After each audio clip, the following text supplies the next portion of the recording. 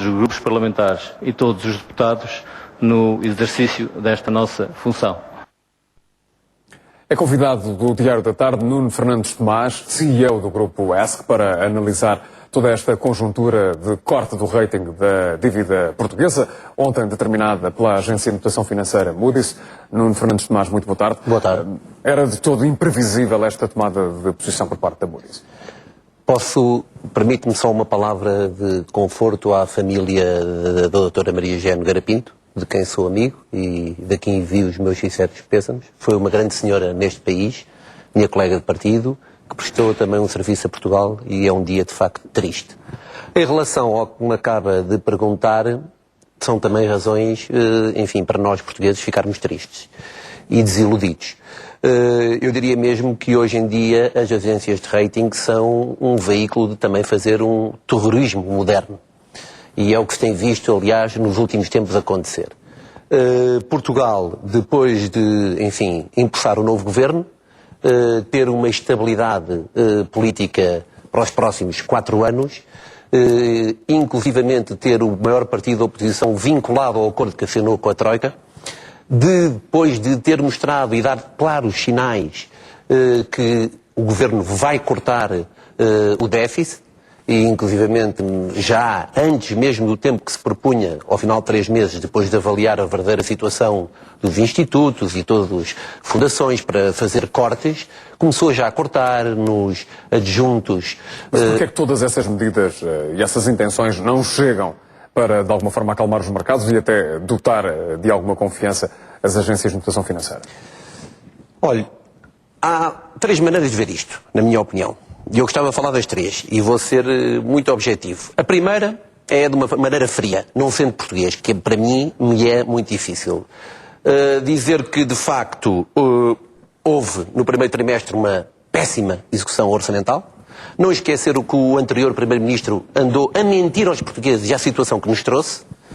E que, de facto, não gerou confiança no mercado e que leva uma agência de rating, ou qualquer analista, a pressupor que atingir 5,9% de déficit este ano é difícil. Portanto, esse primeiro pressuposto, e convenhamos, é legítimo que a Moody's se tenha socorrido desse pressuposto para fazer esta descida de rating. É legítimo, se formos frios e racionais, e a acrescentar à falta de liderança política que a Europa tem demonstrado em todo este processo da Grécia, de avança, recua, o que faz com que, de facto, haja uma deixa por parte deste tipo de entidades de depois fazerem estes downgrades inacreditáveis. Já lá vamos a essa visão globalizante da crise. Pronto, segundo, já é algo mais de conspirativo e que eu acredito que há neste momento.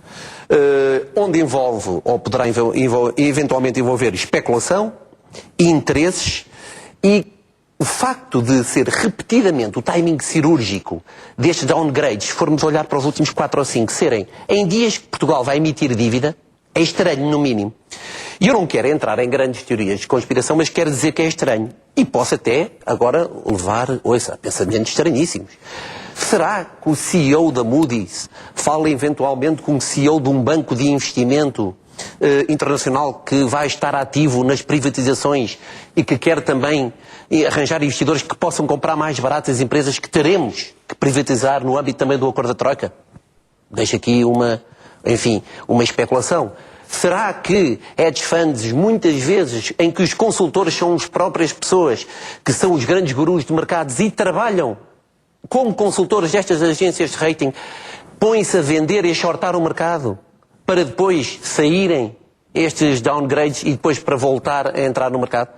Há aqui uma série de coisas que temos que pôr neste momento em cima da mesa, porque começa a ser repetitivo e no mínimo estranho.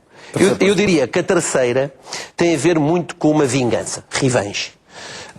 Desde 2008, como se lembra, quando acontece o caso Lehman, um dos alvos mundiais preferíveis para bater eram as agências de rating, porque elas não, de facto, previram nada do que se poderia passar e, desde aí, muitos líderes políticos, muitos agentes económicos começaram a bater nas agências de rating.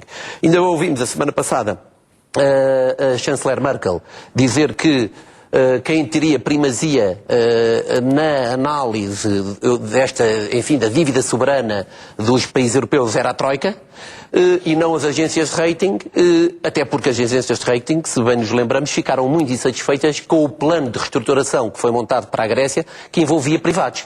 Então poderá também, eventualmente, até ser uma vingança. Vocês disseram isto, agora tomem lá. O facto é isto, eu acho que é uma vergonha. O timing neste momento, e devo-lhe dizer que tem implicações dramáticas na nossa economia. A ASK reúne um conjunto de investidores particulares e o que eu lhe pergunto é como é que pode, de alguma forma, aconselhar esses investidores a fazerem algumas aplicações financeiras, alguns investimentos em Portugal com esta conjuntura de notação financeira? Essa é uma pergunta muito difícil que me faz agora, não estava à espera. Mas eu não lhe peço um relatório? Não, eu devo dizer que é uma das nossas áreas de negócio, exatamente, ter advisory ou aconselhamento à gestão de patrimónios.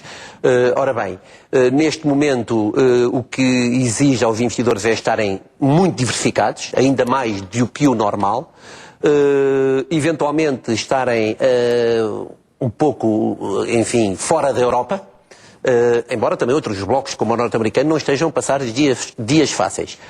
Mas há mercados e há zonas do globo que têm crescimento e têm belíssimas oportunidades de investimento, o caso do Brasil e outras, os mercados emergentes que têm crescido e vão continuar... O mais complicado é agora aconselhar investir em Portugal. A crescer. É complicado e é muito difícil. Deixe-me dizer que eu tenho, enfim, contacto diário com investidores estrangeiros, é algo que faço há muitos anos no mercado, e eles não entendem quando nós dizemos que somos diferentes da Grécia, por termos uma maioria, por irmos cumprir o plano da Troika, porque eles conhecem mal Portugal e conhecem mal Grécia. Para eles é mais fácil dizerem, não, Irlanda, entre os três, que estão numa situação complicada, prefiro Irlanda. Fala inglês, que eles falam, não são latinos, parece que ser latino agora também é uma coisa que já não está tão na moda, nesta fase aqui desta crise também. Portanto, se vocês também foram agora, enfim, downgraded para lixo, vocês também não têm muitas diferenças da Grécia. Neste momento o que se deve aconselhar é para as pessoas fazerem o que têm a fazer, trabalhar mais do que nunca agora, sacrificarem-se mais do que nunca, e Portugal, o Governo, exige que cumpra a Troika. Até porque todos aí no mesmo grupo, Portugal, a Irlanda e a Grécia, enfim, não é propriamente uma originalidade, mas estamos de facto num pote periférico em termos da Europa. Dava jeito, entre aspas, dava jeito, enfim, que permite também várias leituras, dava jeito à Europa que existisse uma agência de notação financeira e que de alguma forma o Banco Central Europeu pudesse exercer alguma vigilância sobre essa agência de notação. Vamos lá ver, é algo que se fala já aqui há alguns anos e e não tivemos... É continuamente a Europa a ser avaliada pelos Estados Unidos. Exatamente, e não tivemos nenhuma evolução desde que se começou a falar nisto. Não há na Forja nenhuma agência europeia de rating, tanto quanto eu saiba. Há 3 americanas, já se sabe quais são, e há uma canadiana, e agora começa a haver interesse por parte das entidades chinesas terem também agências de rating. Criaram uma e desde logo também cortaram no rating dos Estados Unidos. Exatamente, portanto, aí é que está. Acabou de explicar a razão.